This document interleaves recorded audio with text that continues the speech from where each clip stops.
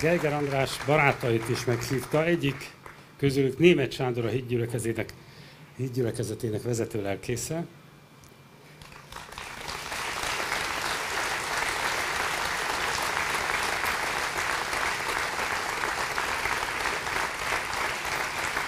És olvastam, tudják, a Geiger András alapítvány, a Mencs alapítvány rendszeresen ad ki kitüntetéseket, Mencs kitüntetést. A Mencs az azt jelenti ebben az értelemben, hogy jó ember. És ilyennek találták Németh Sándort, mert a múlt héten megkapta a kitüntetést.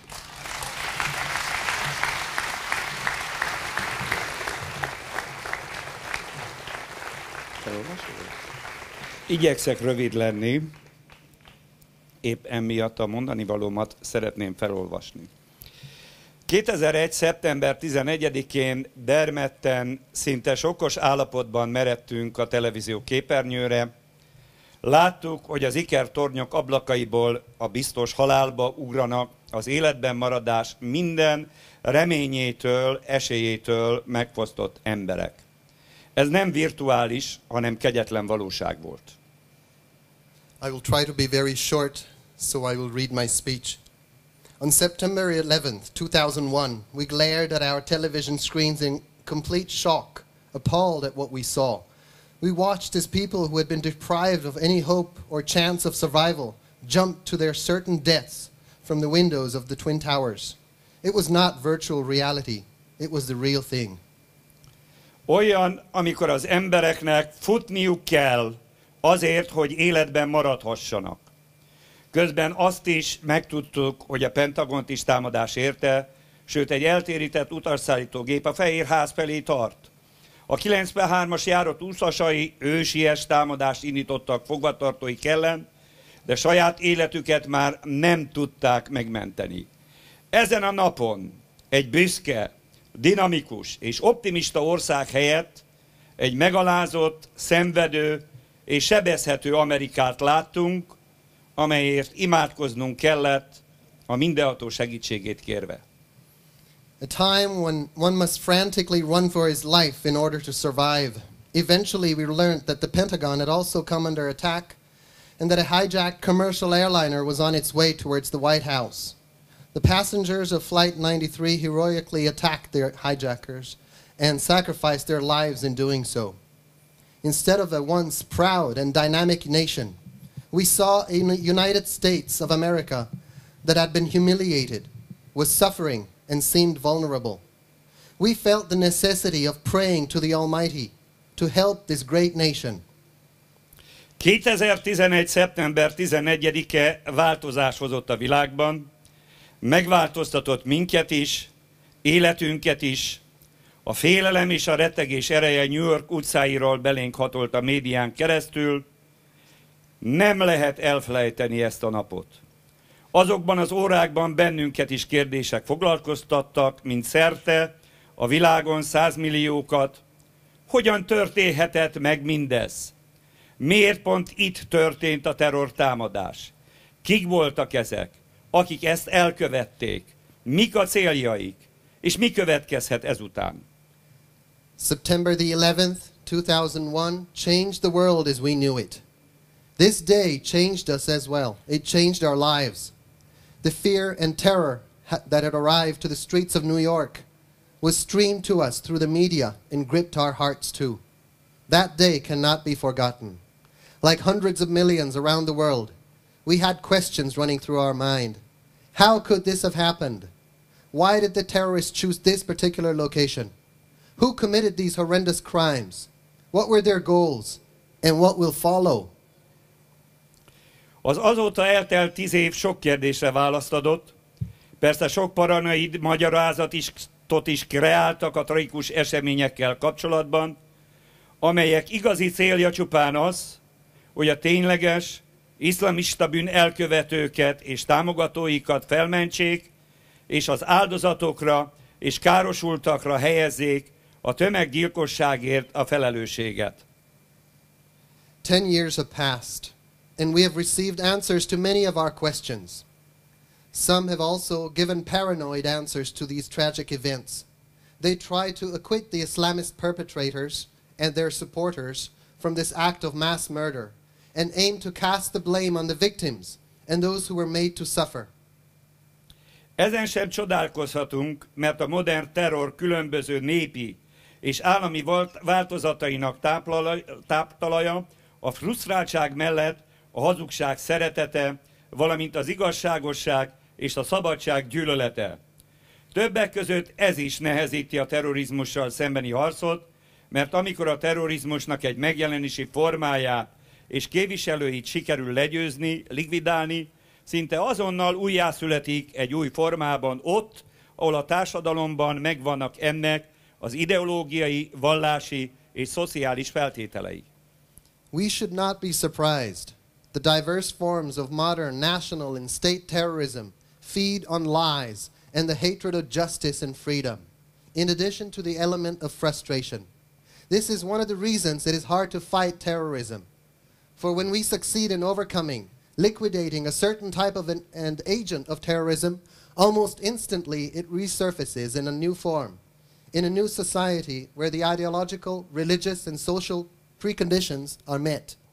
A terrort nem Osama Bin Laden és az Al-Qaida találta ki, vagy az a 19 iszlamista fiatalember, akik az USA ellen elkövették ezt az aljas és kegyetlen támadást.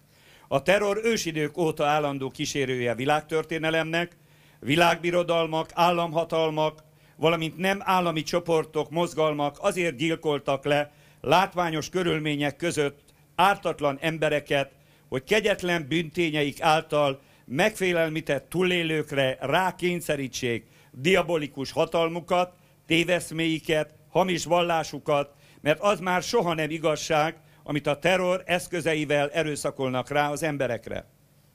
Terrorism was not invented by Osama bin Laden or Al-Qaeda.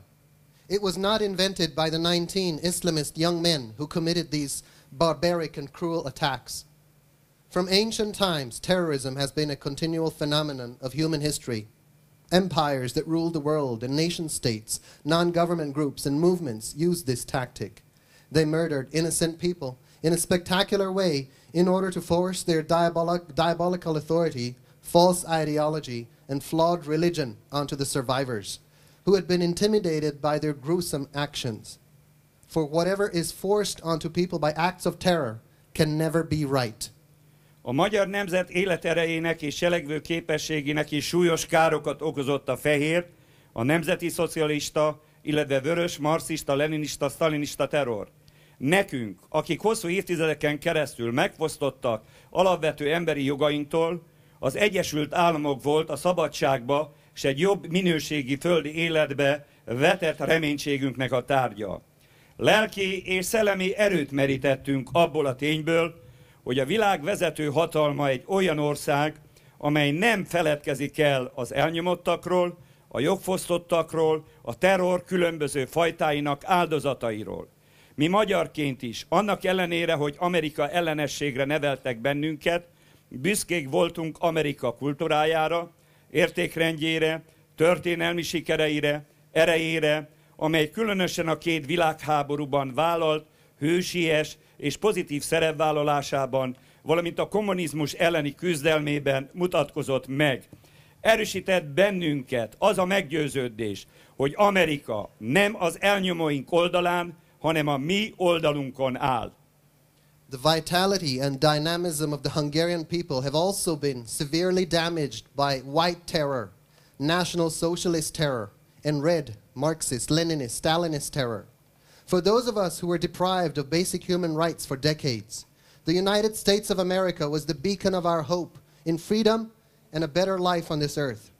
We drew moral and spiritual power from the fact that the number one superpower of this world is a nation that does not forget the oppressed, those deprived of their rights, and the victims of various forms of terrorism.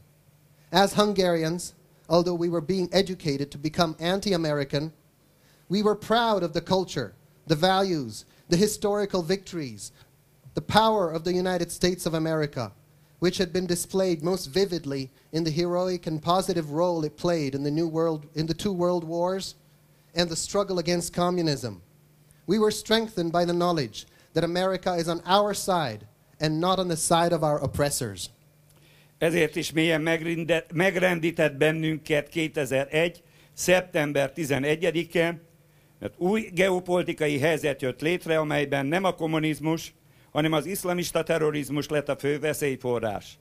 A világnak akkor is és most is égető szüksége van egy emberi méltóságot védelmező, szabadságszerető, erős és gazdag Amerikára, amely reális lehetőségeit arra használja föl, hogy a Földön minél több ember valóban szabadon, békés körülmények között kereshesse a boldogságát.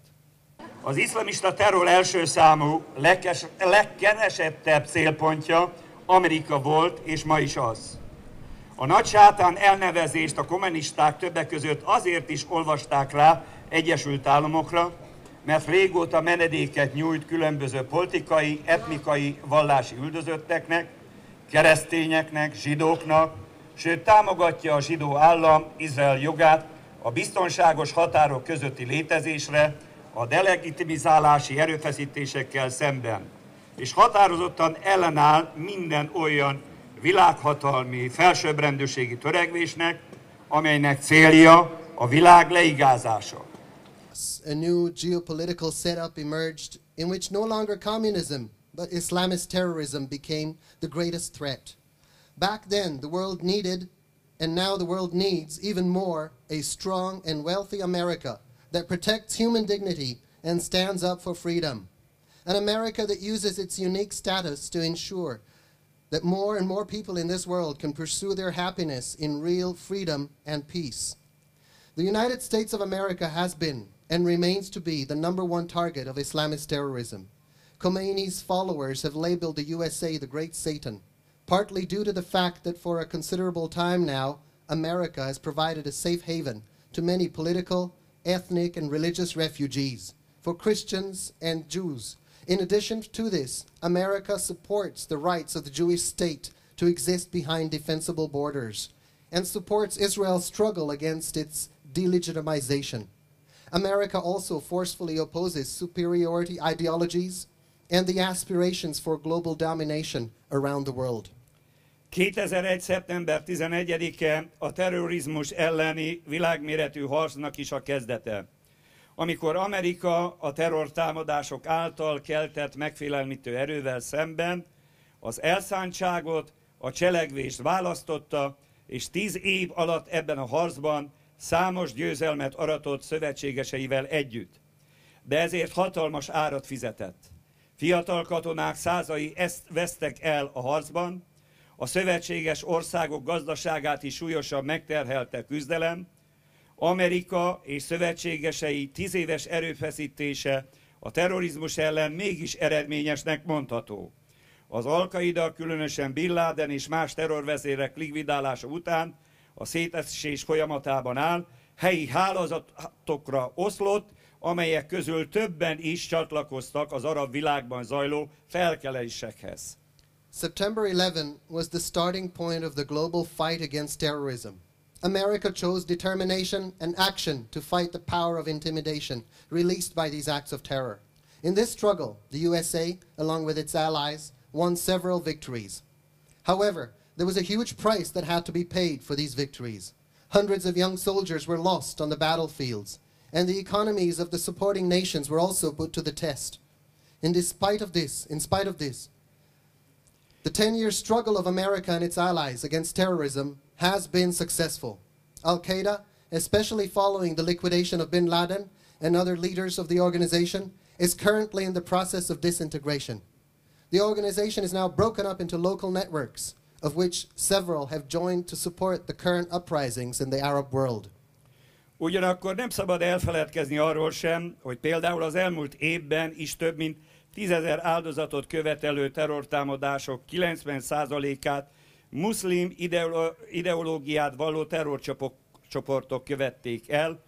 A közel-keleti országok politikai helyzete ingatag, nehezen kiszámítható, az arab diktatórikus rezsimek ellen felkelők között pedig jelentős számban vannak olyan fundamentalisták, akik mély gyűlöletet táplálnak nyugattal, Amerikával, keresztényekkel, zsidókkal szemben. Iránnal az élen még vannak olyan muszlim államok, amelyek támogatják a terrorizmust, és annak államhatalmi formáját is alkalmazzák saját népük ellen. However, it needs to be said that 90% of terrorism around the world, which in the past year alone claimed over 10,000 lives, originates from terrorist organizations professing Islamic ideologies.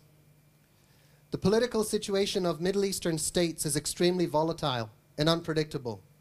Many of those who are now demonstrating against the Arab dictatorships are fundamentalists who have deep-rooted hatred towards the West, towards America, towards Christians, and towards Jews.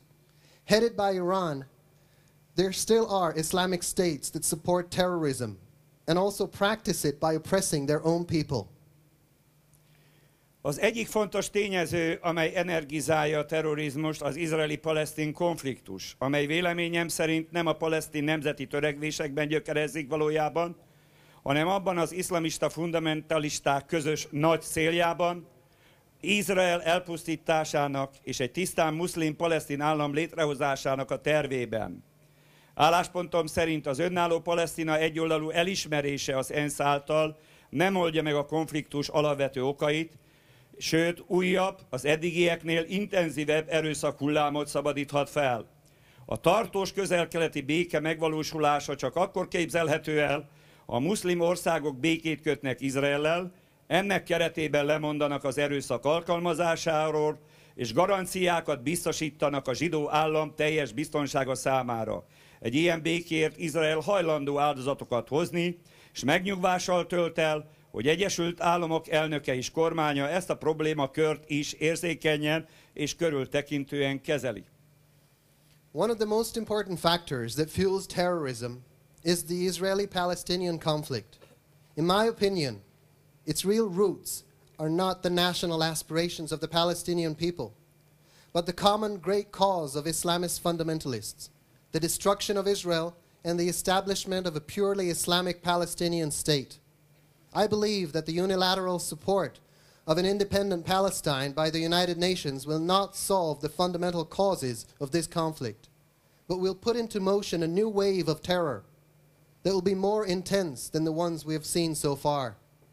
A lasting peace in the Middle East can only be attainable if Islamic countries make peace with Israel, denounce violence, and provide guarantees for the complete security of the Jewish state. For such a peace, Israel would be willing to make sacrifices. It is reassuring to see the President of the United States and his cabinet as approaching these sensitive issues with special caution and care. Jelenleg is hatalmas kihívások közepette élünk. A gazdasági válság következtében sokan veszítették el a munkahelyüket, sokan vergődnek adósságcsapdában, az emberekben növekszik a bizonytalanságérzés és az összeomlástól való félelem. És Magyarországon is megerősödtek olyan szélsőséges csoportok, amelyekre az erőszak kultusza és az etnikai vallási közösséggel szembeni gyűlölködés a jellemző. A terrorizmus elleni harcnak korán sincs vége. A Biblia szerint a háborút nem kívülről kényszerítik az emberre, hanem az emberek saját önző és telhetetlen ambícióinak következménye, amelyeket erőszakkal igyekeznek érvényesíteni környezetükben, a világban. De mindezzel szemben is hisszük egy olyan világ eljövetelében, amelyben az emberi természet alapjaiban változik meg, és nem lesz többé erőszak, terror és háború, hanem beteljesednek Izsajás próféta kinyilatkoztatásai, csinálnak a fegyvereikből kapákat, dárdáikból metszőkéseket, és nép népre kardot nem emel, és hadakozás többé nem tanul. Isten áldja meg Egyesült Államokat, Isten áldja meg Magyarországot.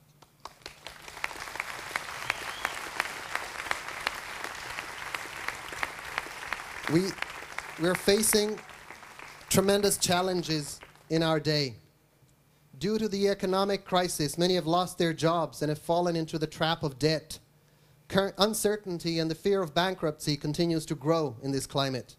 Radical elements have gained strength in Hungary as well, characterized by the cult of violence and the hatred of particular ethnic or religious groups. The war on terror is far from over. According to the Bible, war is not something that is forced on us from the outside. Rather, it is a result of the selfish and voracious ambition of man. which he tries to realize in his surroundings, in the world through violence. But we believe in the arrival of a world in which human nature will be completely transformed, where there will be no more violence, terror, or wars, but the words of the prophet Isaiah will be fulfilled. Quote, "They will beat their swords into plowshares, and their spears into pruning hooks. Nation will not take up sword against nation, nor will they train for war anymore."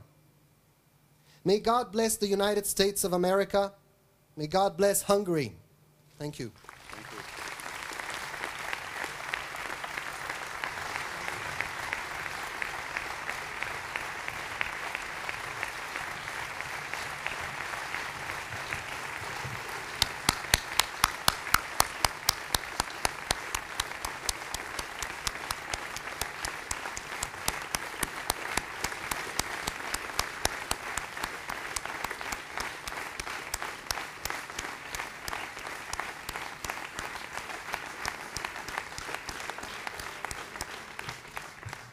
Sándor, thank you very, very much. Nagyon szépen köszönöm, Sándor, amiket mondtál. As an American, as a Hungarian, as an Israeli, I thank you from the bottom of my heart. Mind egy amerikai, mind egy magyar és mind egy izraeli, a szívem mélyéből köszönöm szépen, amiket mondtál. Köszönöm.